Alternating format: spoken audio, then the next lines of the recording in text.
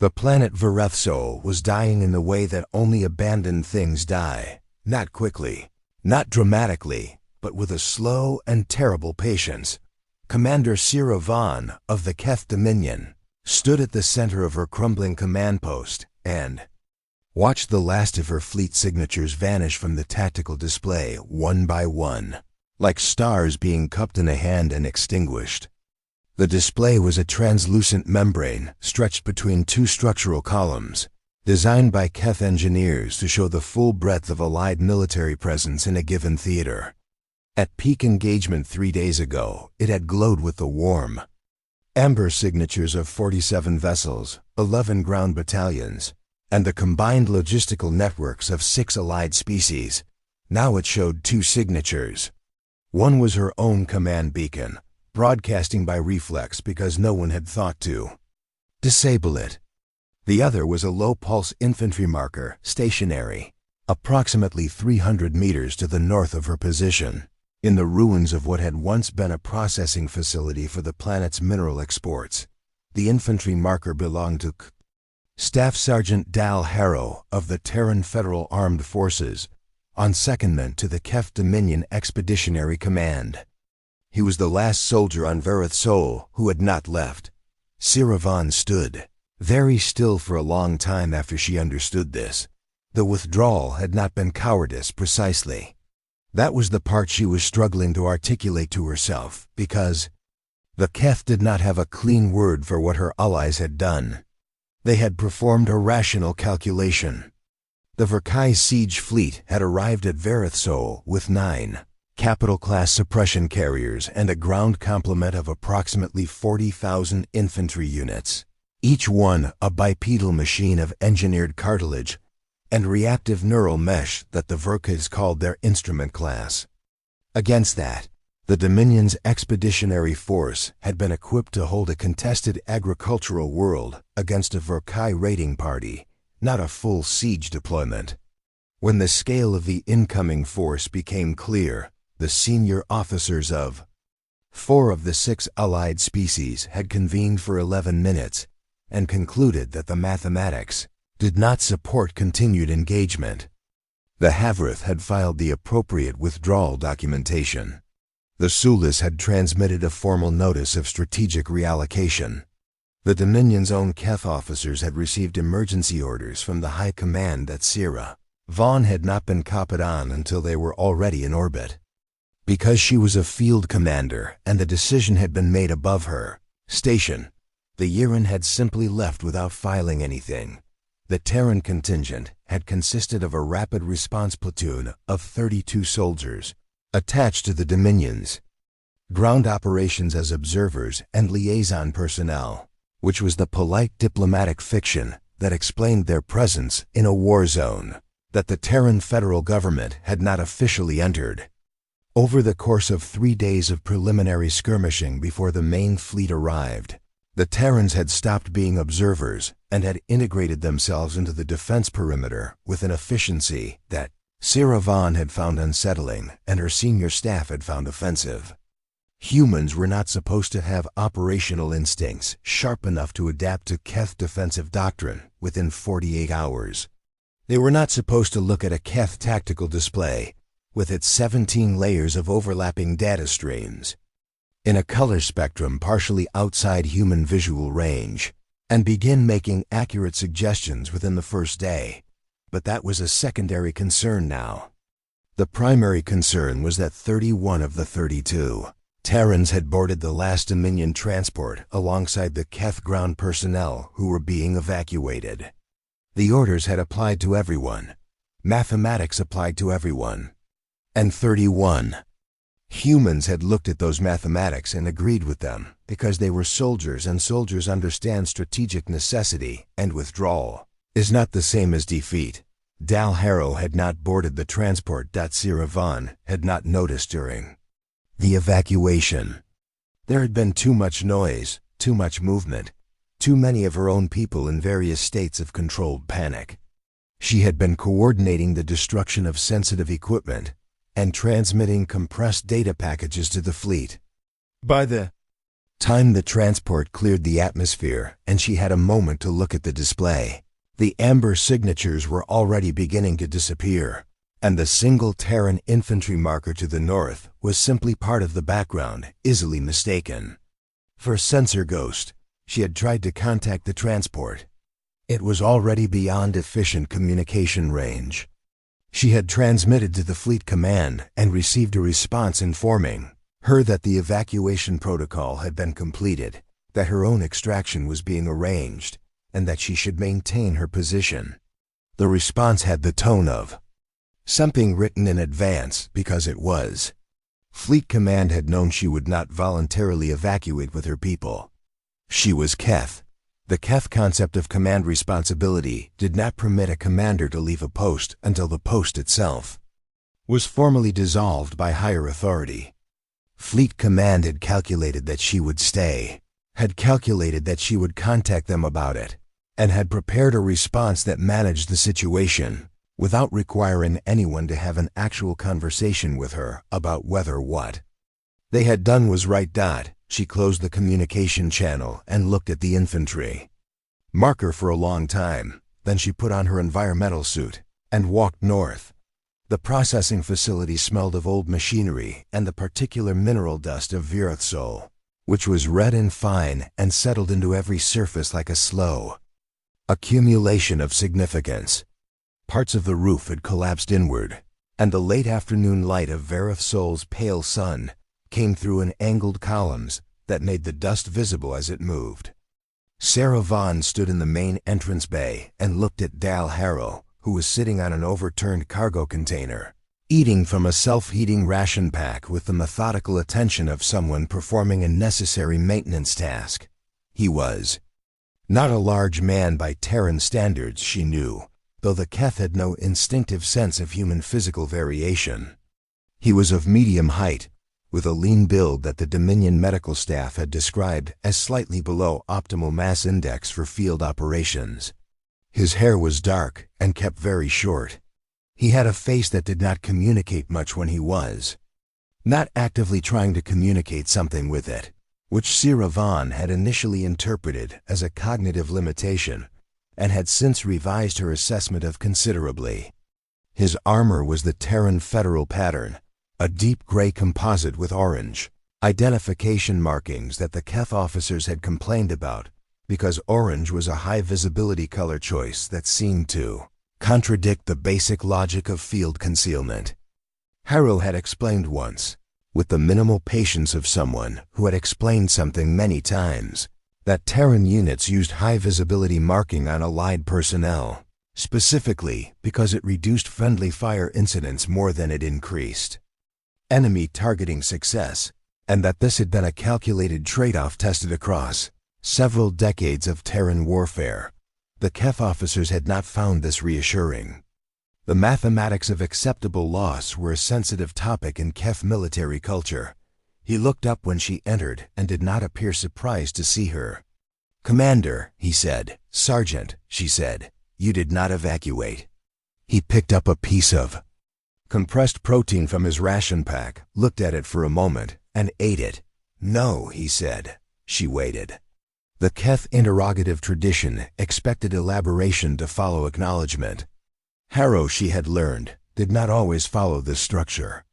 "Why?" she said. "Because sometimes directness was more efficient." He set down the ration pack carefully, with the particular consideration of someone who understood that it might be the last food available for an indeterminate period. "Because you didn't," he said. "And you're the commanding officer of this position. The position hasn't been formally dissolved. I'm attached to this command." "You are attached as an observer," she said. "And the withdrawal order applied to all attached personnel." "It did," he agreed. "Then you understand that you are in violation of your orders." He was quiet for a moment. "I understand that I'm going to be in violation of one order or another," he said. "I chose which one I was willing to be in violation of." Sarah Vaughn stood in the dust-filtered light and tried to process this. The Keth military structure did not have a clean category for what he had described. There were orders, and there were violations of orders, and there was the chain of authority that connected the two in a hierarchy of consequences. What Harrow was describing was a soldier who had looked at two conflicting obligations, neither of which could be satisfied simultaneously, and had made a personal determination about which one was more important. Not based on rank, not based on strategic calculation. Based on something else, something that the Keth had 17 words adjacent to, but no precise term for. The Verka fleet will achieve orbital superiority within approximately 18 hours, she said. Ground forces will begin landing operations within 36. We have no effective means of resisting a force of this size. I know, he said. I am not certain I can protect you. Something shifted in his expression briefly. Commander, he said, that's not why I stayed. The next 14 hours established a working pattern between them that Sierra Vaughn would think about for a long time afterward. Harrow was not reckless, and he was not sentimental, and he was not performing courage for an audience. He moved through the ruined facility with the attention of someone solving a practical problem. And the practical problem he was solving was how to make their position minimally defensible against a force that could overwhelm it at will. He did not ask permission before doing things, but he explained what he was doing and why in a flat, clear voice that carried the assumption that she would tell him if she disagreed. The Keth command structure was more formal than this. It made her uncomfortable, and then it stopped making her uncomfortable. And she was not entirely sure when that transition occurred. She told him what she knew about Verkai ground doctrine. He asked questions that were more precise than she expected, focused less on the tactical parameters she considered primary and more on behavioral patterns, on how Verkai instrument units responded to unexpected stimuli, on whether Verkai commanders prioritized minimizing instrument loss or minimizing engagement duration. She answered as accurately as she could and found that the act of answering made her think about things she had not considered to be relevant. Verkai instrument units were designed to be efficient. They followed predictable engagement protocols because predictability was itself a form of force. Multiplication. An enemy that knew what you would do and could not stop you anyway was an enemy already defeated. The Verkai had not fought and engagement in 6 decades where unpredictability was a factor they needed to model. Their opponent species either matched them in force and accepted a symmetric conflict, or fell below the threshold where tactical creativity was a meaningful variable. Harrow listened to all of this with the particular quality of attention that she had noticed in him before, the kind that did not telegraph what conclusions were being drawn from it. So they're going to land expecting a certain kind of resistance, he said. They are going to land expecting no meaningful resistance, she said. Our presence here is, from their perspective, a logistical formality. Good, he said, and began moving supplies out. She did not fully understand what he was building until it was nearly complete. And by the time she understood it, she had to revise several assumptions simultaneously. He was not constructing a defensive position. He was constructing an interpretive problem. The arrangement of salvaged equipment, the placement of her command beacon, the specific pattern of sensor-reflective material distributed across 300 meters of open ground, none of it was designed to stop the Verkai. It was designed to make the Verkai stop themselves for long enough to transmit a query back to their fleet command, because their instrument units would scan the position and report a configuration that did not match any known Keth defensive template, and the Verkai command protocol required verification before engagement when an unknown configuration was identified, because the Verkai had learned 3 centuries ago that unknown configurations sometimes indicated traps, and traps cost more instrument units than verification cost time. You know their doctrine, she said. I read their engagement records, he said. What we have access to, anyway. Your analysts classified most of it above my clearance level. How did you obtain the unclassified summaries? I asked, he said. A lot of people will give you information if you ask them for it directly. They assume you already have access. She looked at him. That is ethically ambiguous. Yes, he said. The Vorkai advance units landed approximately 2 hours ahead of her projection. They were precise and methodical, as the doctrine predicted, and they stopped at the perimeter of the sensor reflective field exactly as Harrow had anticipated. And they scanned, and they transmitted, and they waited for a response from Fleet Command. The waiting period was 11 minutes, which Harrow had estimated as between 8 and 15.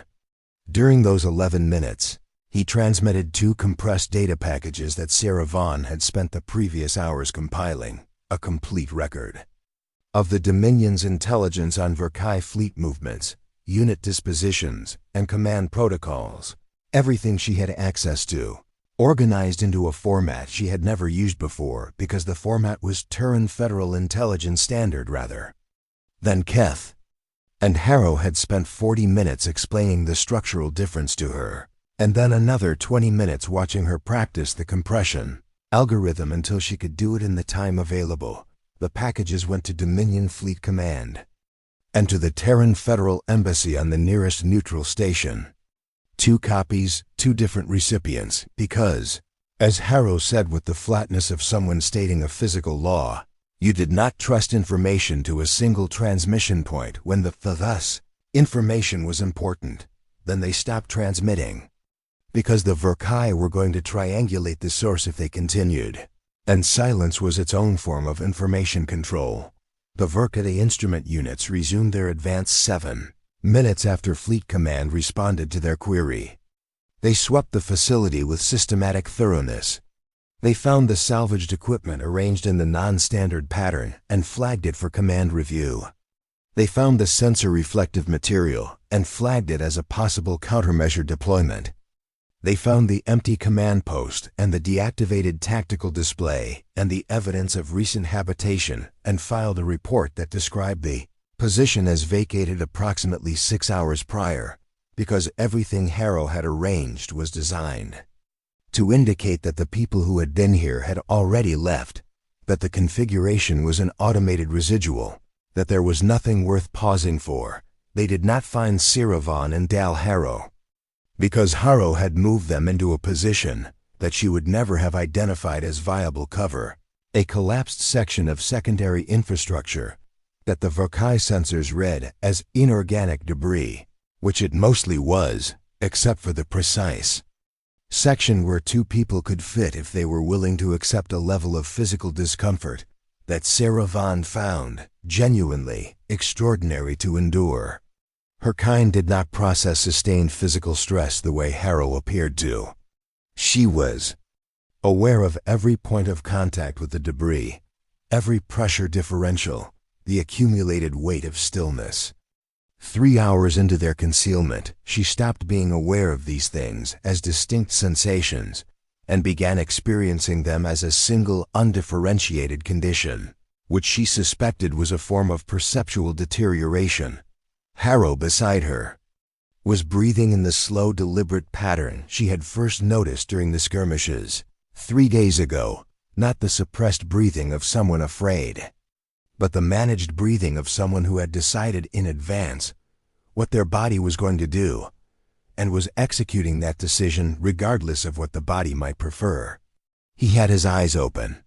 He was, she realized, paying attention to the quality of sound in the facility with the same focus that she would give a tactical display.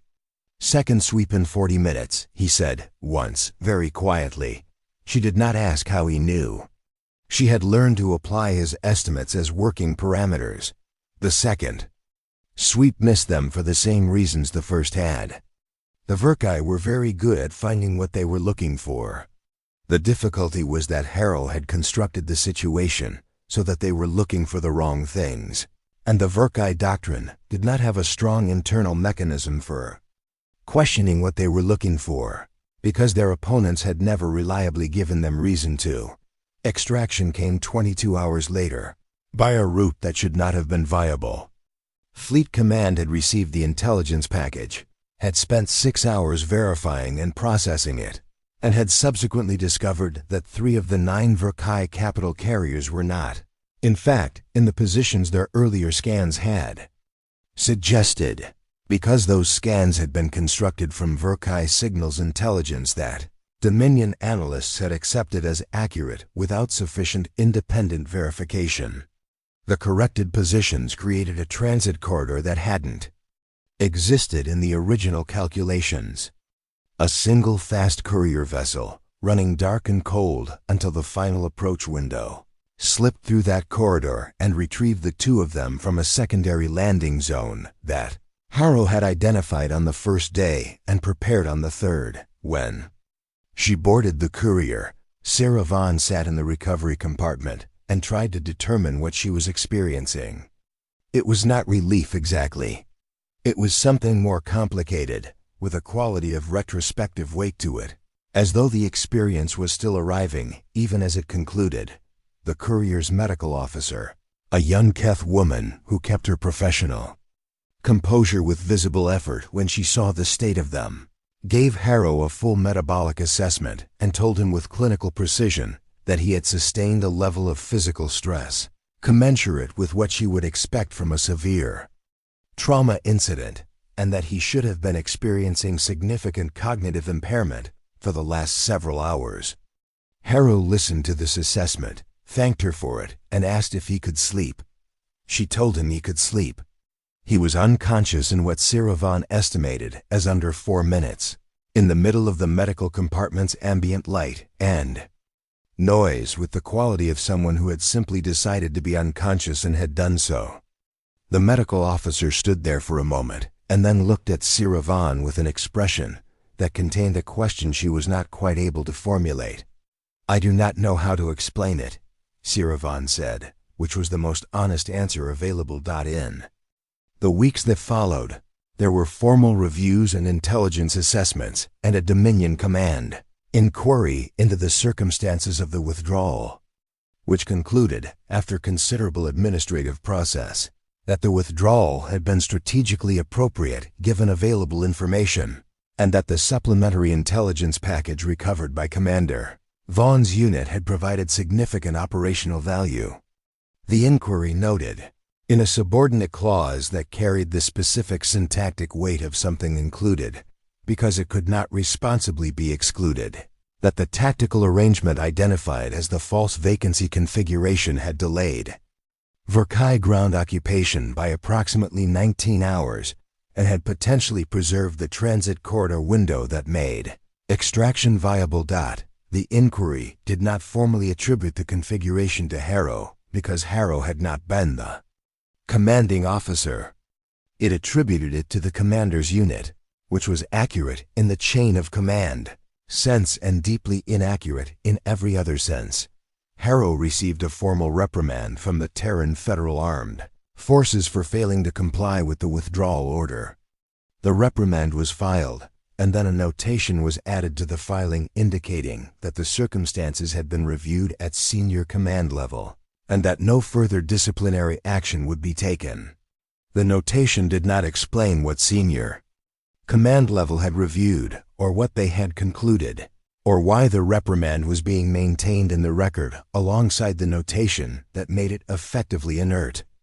Harrow read the documentation, told Sarah Vaughn about it with the particular expression he used when he found bureaucratic outcomes unsurprising, and said nothing more about it.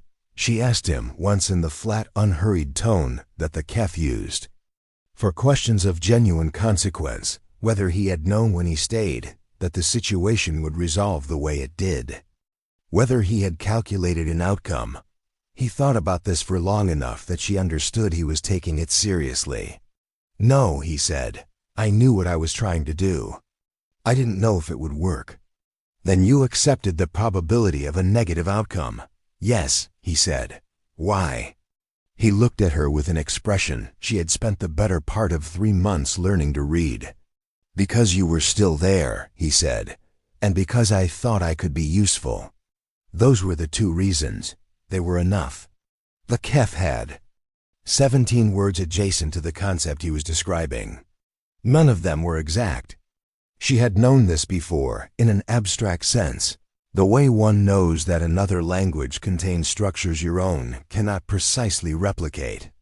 She understood it differently now. Not because Harrow had explained it to her, but because she had been in the collapsed debris section of a processing facility on a dying planet for 3 hours, and she had listened to him breathe, and she had understood that the breathing was not automatic, that it was maintained, that it was a choice being made continuously, and that the choice was being made for reasons that were not strategic and not rational in the sense that her own command training would recognize, and that those reasons were somehow precisely sufficient. The Dominion filed a formal commendation with the Terran Federal Embassy 6 weeks later. It was a standard diplomatic document, carefully worded, and it described Staff Sergeant Del Harrow's contributions to Dominion, intelligence gathering, and tactical operations in terms that were accurate and complete, and did not, in any language. Sierra Vaughn reviewed it in come close to what had actually occurred on Vrath-Sol. She wrote a supplementary report and attached it. The supplementary report was longer than the commendation. It was addressed to Dominion High Command and to the Joint Allied Command Council, and it said, in the measured formal register of a senior field commander addressing a matter of strategic significance, that the withdrawal from Vrath-Sol had proceeded on the basis of a mathematical model that was correct in every parameter it included and incomplete in at least one that it did not. The incomplete parameter was not a weapon system or a logistical asset or an intelligence capability.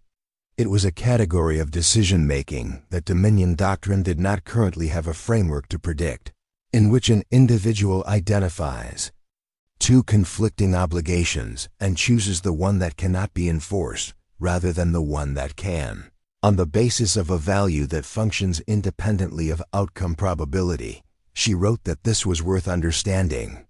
She wrote that the Allied command structure had no reliable method of anticipating when a Terran soldier would make this kind of decision, or why, or with what consequences.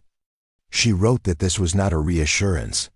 She wrote that it was the opposite of a reassurance, and that the Command Council should consider carefully what it meant to operate in long-term alliance with a species for whom this kind of decision was not pathological but normative, not the exception but the expected expression of something they called, in their own language, a word she had looked up in 3 separate translation databases and consistently received the same answer for duty. The word in the Keth language closest to it meant obligation with external enforcement. The Terran word did not appear to require the external enforcement as a structural component. It appeared to generate its own. She wrote that she was not certain what this meant for the long-term strategic relationship between the Dominion and the Terran Federation, but that she was certain it meant something, and that the Command Council should not mistake the smallness of the incident for smallness of the implication. The report was filed. It was read. There are records indicating that 4 senior Dominion strategic analysts were assigned to review it and produce a response document. The response document took 11 weeks to complete and concluded, in its executive summary, that Commander Vaughn's observations were noted and that further study was warranted. This is what institutions do with things they cannot categorize. They note them. They defer the categorization. They wait for more data.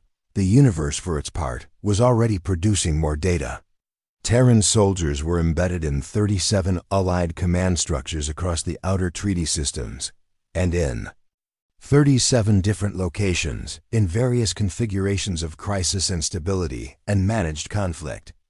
They were making the particular kind of decision that Dale Harrow had made on Vrath-Sol, the decision that could not be predicted from the inputs, that could not be calculated from the parameters, that emerged from something the Keth had 17 words adjacent to and no term for, and that the Terrans seemed to carry with them the way other species carried their environmental suits, as a matter of course, as a standard piece of equipment, as something they simply did not think to leave behind. Sierra Vaughn had requested a continued operational relationship with the Terran Federal FARC contingent.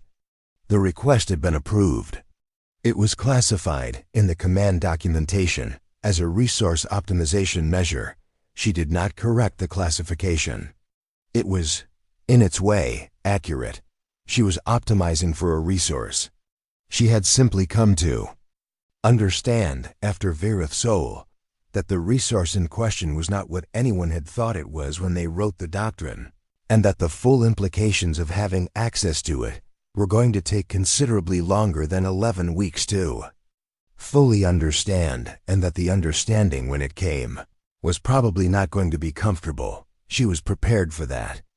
She had learned from a man breathing deliberately in the dark beside her that preparation was not the same as certainty, and that sometimes what you prepared was not a plan but a willingness to stay, to endure, to be present in the wreckage of an abandoned position for reasons that no model would have predicted and no order had required, for reasons that were simply and completely enough.